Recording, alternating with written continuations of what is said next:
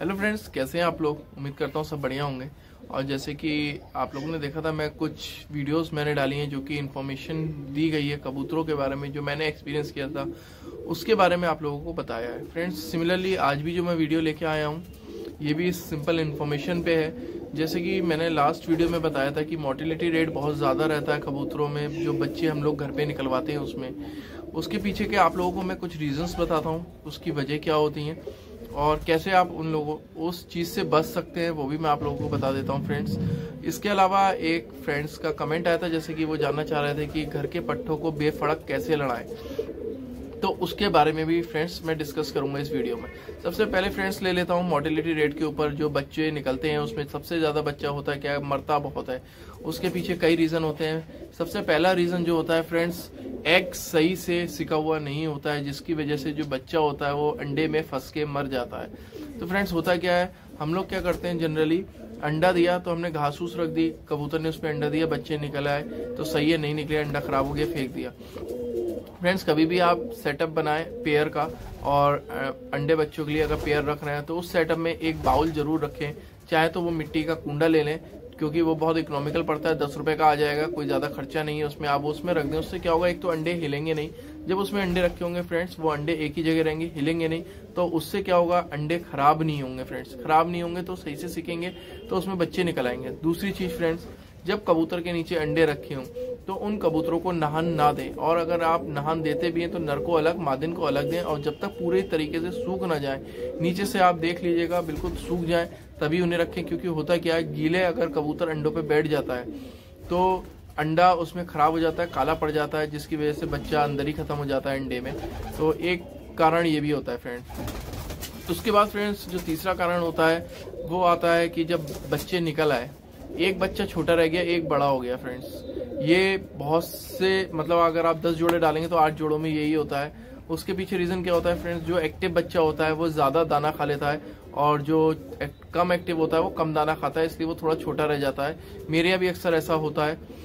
तो फ्रेंड्स उसमें एक काम ये किया जा सकता है फ्रेंड्स, जैसे कि कोशिश ये करिए, अगर आपको बहुत ज्यादा क्वांटिटी में बच्चे नहीं चाहिए, अपने शौक के लिए चाहिए, तो उसमें एक चीज ये करी जा सकती है, आप एक ही अंडा रखें कबूतर के नीचे। जो पहला अंडा दे वो मेल, ज्यादातर मेल होता है 90%, और सेकंड अंडा जो होता है वो फीमेल बैठती है।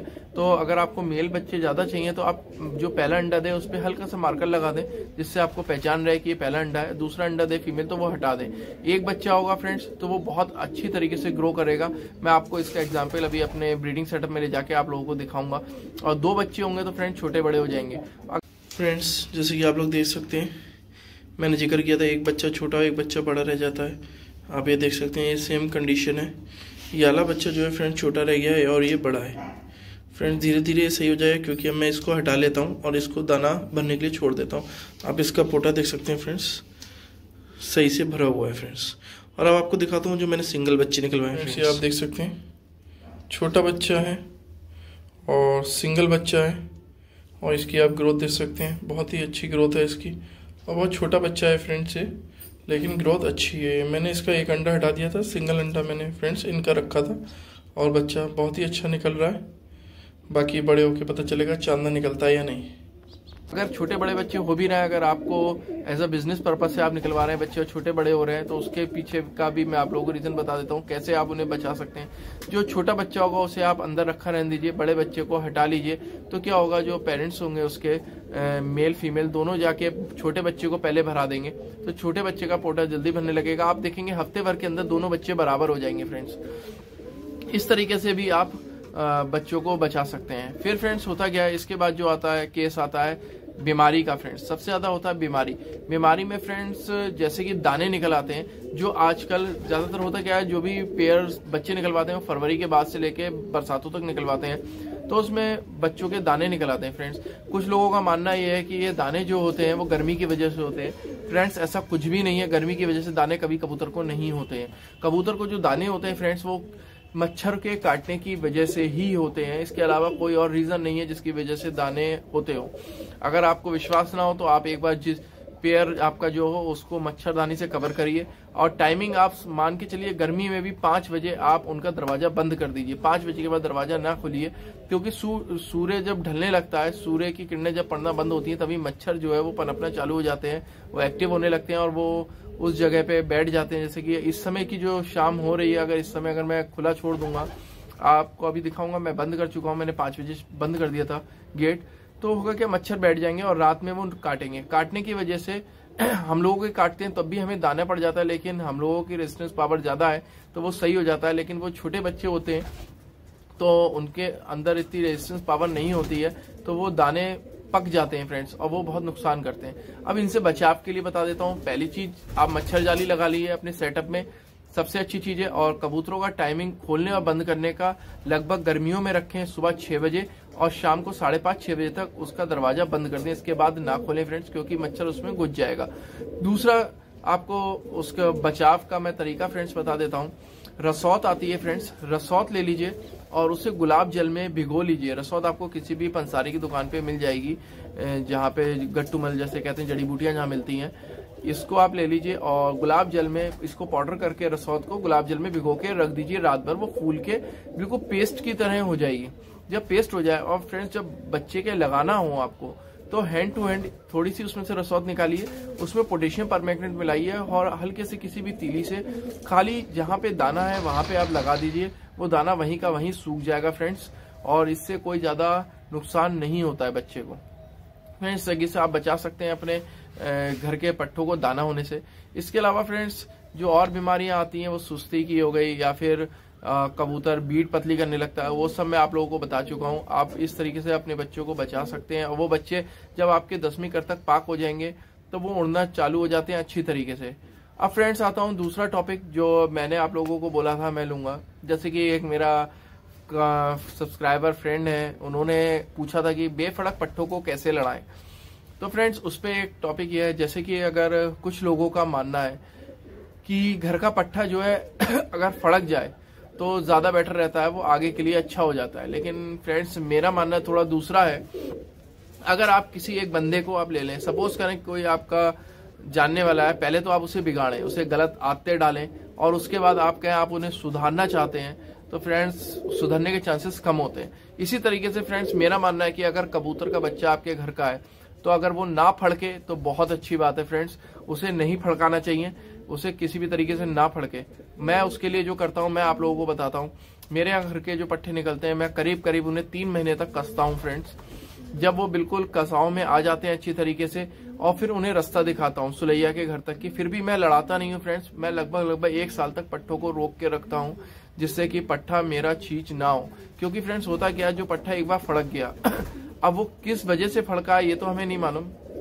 अगर उसकी हैबिट में आ गया, एक बार फड़का 2 बार फड़का, तो वो हमारे लिए खराब हो जाएगा और हमें उसे फेंकना पड़ेगा। इसलिए फ्रेंड्स, 1 साल तक आप पट्ठे को रखिए। अगर आपने 10 पट्ठे निकलवाए और 1 साल के पट्ठे हो गए साल पलट के, तो उनके फड़कने के चांसेस कम हो जाएंगे फ्रेंड्स। और अगर 10 हैं अगर पट्ठे, तो 10 में एक आध अगर कोई फड़का तो फड़का। लेकिन अगर आप सेम ईयर में, मतलब जिस साल के वो पट्ठे हैं, 10-12 महीने के पट्ठे हैं, और आपने अगर उन्हें लड़ाना शुरू करा, तो वो फड़क के फ्रेंड्स खराब भी हो सकते हैं। लेकिन हाँ, होता है फ्रेंड्स, जैसे कि गिरधान कबूतर जो होते हैं, मेरे यहाँ भी हैं फ्रेंड्स, कुछ जोड़े ऐसे हैं जिनके पट्ठे एक कली भी अगर आप उड़ाएंगे तो वो भी नहीं फड़कते हैं। ऐसे कुछ जोड़े बन जाते हैं फ्रेंड्स। उसके पीछे भी एक रीजन होता है। मेरा एक फ्रेंड है, वो गिरिबाज पालता था। आज से कई साल पहले उसने मुझे बताया था किस तरीके से जोड़ा बनाना चाहिए कि उसके पट्ठे नहीं फड़केंगे। वैसे गिरिबाज लोग जोड़े जो बनाते हैं वो कहते हैं मेरा तावबंद जोड़ बना है, वो उसके पीछे कुछ हड्डी का मिलान करके उस जोड़ों को बनाते हैं। वो फ्रेंड्स, आप लोगों को अगर जानना हो तो मैं बता दूंगा, लेकिन ऐसे वीडियोस में नहीं बता रहा हूँ फ्रेंड्स। तो मैंने उसको एक्सपीरियंस करा है, उससे फर्क पड़ता है फ्रेंड्स। और बच्चे अच्छे बैठते हैं, समझदार बैठते हैं और गिरते भी कम है फ्रेंड्स। अभी तक फ्रेंड्स मैंने पट्ठे 3 साल निकलवाए, 4 साल निकलवाए। 4 साल में 3 साल पट्ठे मेरे फ्रेंड्स, लगभग 2 साल तो पूरे ही खत्म हो गए थे।